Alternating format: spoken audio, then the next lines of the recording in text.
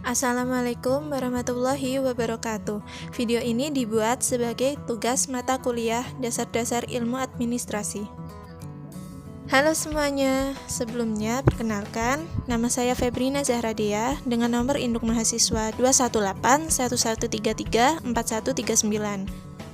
Dengan program studi D4 Administrasi Perkantoran kelas D, Kampus Gunung Kidul, Universitas Negeri Yogyakarta. Dosen pengampu pada mata kuliah kali ini adalah Bapak Muhammad Hanafi.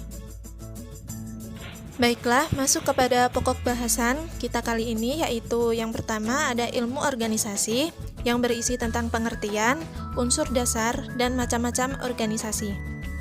Yang kedua ada ilmu manajemen yang berisi pengertian serta penerapan dari ilmu manajemen. Yang ketiga ada sistem informasi yang berisi tentang pengertian, fungsi, jenis-jenis, tujuan, dan komponen sistem informasi. Serta yang terakhir ada administrasi perkantoran yang berisi tentang pengertian, ruang lingkup, serta produk-produk dari administrasi tersebut. Masuk ke pokok bahasan pertama, yaitu ilmu organisasi. Pengertian organisasi. Pengertian organisasi secara etimologis yaitu berasal dari kata organum dari bahasa Latin dan organon dari bahasa Yunani yang berarti alat, anggota, bagian, atau badan. Untuk pengertian dari ilmu organisasi sendiri adalah sekelompok pengetahuan yang disusun berdasarkan prinsip asas-asas kebenaran yang berlaku secara umum dan masih dipelajari hingga saat ini, serta memiliki objek atau sasaran organisasi. Baiklah, masuk ke unsur dasar organisasi, yaitu orang. Sekelompok orang yang memiliki tujuan yang sama. Kedua ada kerjasama, yaitu sekelompok orang yang mau dan mampu bekerja sama dengan individu lain dalam organisasi tersebut. Yang terakhir ada tujuan, yaitu tujuan dalam organisasi yang telah disetujui oleh anggota dari organisasi tersebut. Sistem dalam organisasi terbagi menjadi dua, yaitu sistem tertutup atau sistem yang tidak merespon segala sesuatu yang ada di luar organisasi tersebut. Yang kedua, ada sistem terbuka, yaitu sistem yang berkegiatan merespon pengaruh dari luar organisasi tersebut atau dari lingkungan luar organisasi tersebut. Teori dalam organisasi terbagi menjadi teori neoklasik dan teori modern. Teori neoklasik adalah teori yang memperhatikan aspek human relation, menekankan pentingnya partisipasi, perluasan kerja, dan bottom up. Fokus pada aspek kemanusiaan. Sedangkan teori modern adalah teori yang menyatukan seluruh pandangan analisis dari organisasi tersebut dan keberhasilan ditentukan oleh kelompok organisasi dan adaptasi dari kelompok tersebut. Baiklah, masuk ke pokok bahasan yang kedua, yaitu ilmu manajemen. Di sini saya akan menjelaskan mengenai pengertian dan penerapan dari ilmu manajemen. Pengertian manajemen. Manajemen berasal dari kata manajemen dari bahasa Prancis kuno, yaitu berarti seni melaksanakan dan mengatur. Istilah manajemen juga berasal dari kata to manage atau manajemen dari bahasa Inggris yang berarti mengurus atau tata laksana. Manajemen sendiri memiliki beberapa fungsi, yaitu perencanaan, pengorganisasian, penempatan atau staffing, pengarahan, dan pengawasan. Baiklah, masuk ke unsur manajemen, yaitu 6M. Man atau manusia, money atau uang, material, mesin atau mesin, method atau metode, dan market atau pasar. Proses-proses yang dilakukan dalam manajemen yaitu 1. Perencanaan, yang kedua ada pengorganisasian, yang ketiga ada pengarahan, serta yang keempat ada pengawasan. Penerapan-penerapan dalam ilmu manajemen yaitu yang pertama adalah mengatur keuangan. Pengelolaan antara pemasukan dan pengeluaran yang seimbang sehingga tidak akan membebani keuangan. Yang kedua adalah menyusun strategi. Ilmu manajemen membantu untuk menyusun strategi dengan lebih logis, rasional, dan sistematis. Yang ketiga, ada perencanaan, yaitu berpikir lebih ke masa yang akan datang. Baiklah, masuk ke dalam pokok bahasan ketiga kami kali ini, yaitu sistem informasi. Di sini saya akan menjelaskan mengenai pengertian, fungsi, jenis-jenis, tujuan, dan juga komponen dalam sistem informasi. Pengertian sistem informasi. Sistem informasi menyediakan informasi untuk mengambil keputusan dan juga untuk menjalankan perusahaan.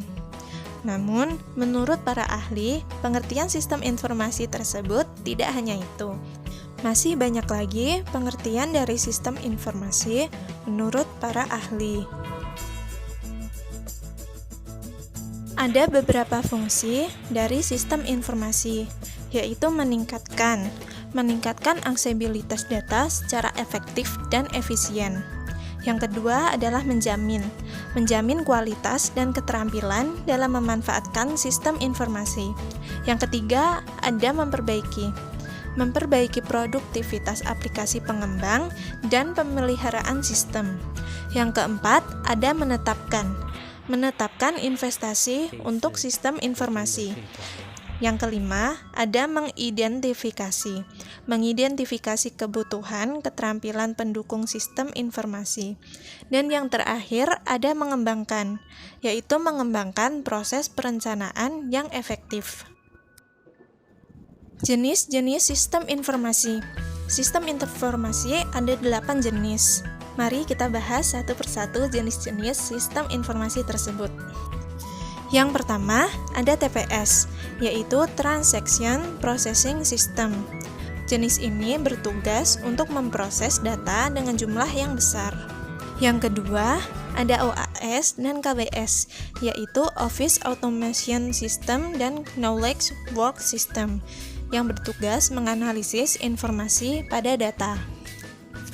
Yang ketiga, ada SIM atau Sistem Informasi Manajemen. SIM ini bertugas untuk mendukung spektrum tugas organisasial yang lebih luas daripada TPS atau Transaction Processing System. Yang keempat, ada DSS atau Decision Support System. Decision Support System ini menggunakan basis data sebagai sumber data. Nah, yang kelima ada ES dan AI, yaitu sistem ahli dan kecerdasan buatan. ES dan AI ini bertugas untuk mengembangkan kecerdasan buatan.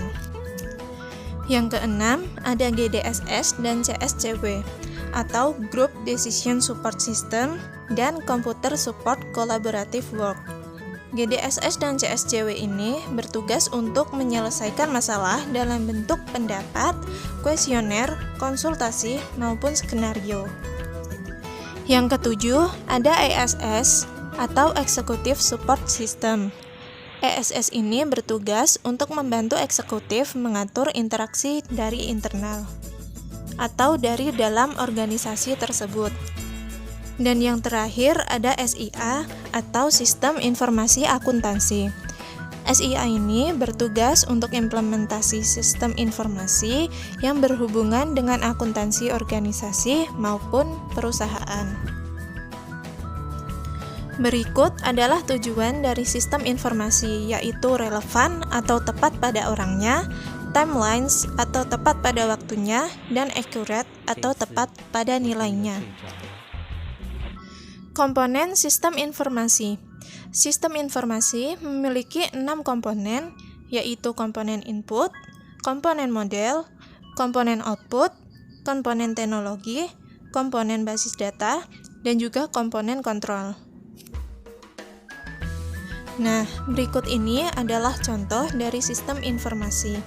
Sistem informasi ada di penjualan, operasi, penelitian, keuangan, sumber daya manusia atau SDM, produktivitas, manajemen informasi, dan juga kecerdasan bisnis.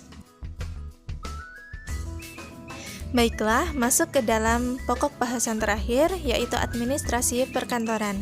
Di sini saya akan menjelaskan mengenai pengertian, ruang lingkup, serta produk-produk dalam administrasi perkantoran.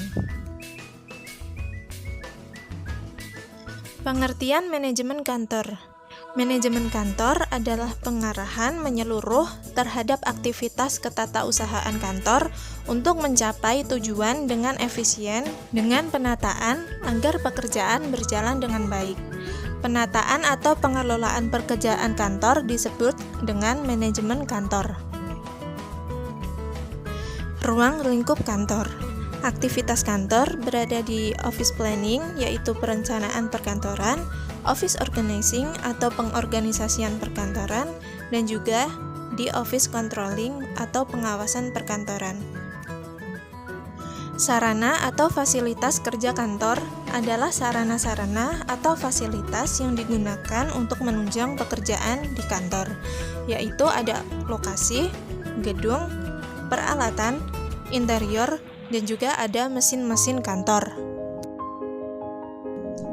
Pengertian manajemen operasional kantor. Sistem perkantoran adalah urutan baku operasi-operasi dalam suatu kegiatan perusahaan berkenaan dengan bagaimana, di mana, dan bila mana operasi itu dilaksanakan. Baiklah, masuk kepada materi terakhir, yaitu produk-produk perkantoran. Produk-produk perkantoran antara lain adalah surat, laporan, dan juga formulir. Baiklah, itu saja pembahasan dari saya. Bila ada salah-salah kata, saya mohon maaf. Wassalamualaikum warahmatullahi wabarakatuh.